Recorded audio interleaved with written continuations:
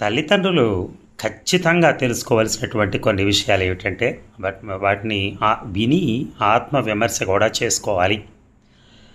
కొడుకు project work కోసం office నుంచి ప్రింట్లు తీసుకొచ్చే తండ్రి పరోక్షంగా అతని ఏం నేర్పిస్తున్నాడు అతనికి.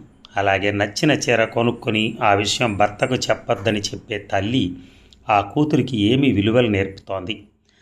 పిల్లలు ఎదురుగా భర్త లేదా భార్యతో గొడవ పడటం, సరసాలాడటం ద్వారా మీరేం నేర్పిస్తున్నారు?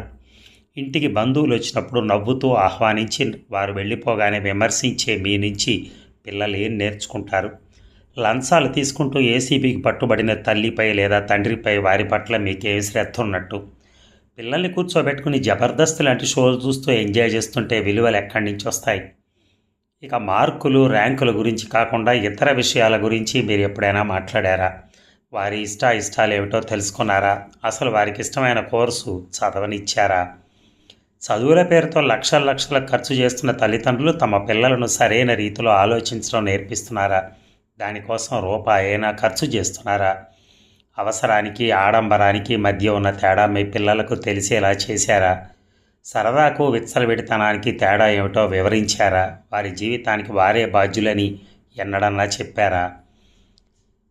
అది ఇవన్నీ ఒక్కసారి మీరు ఆలోచించుకోండి. Thank you.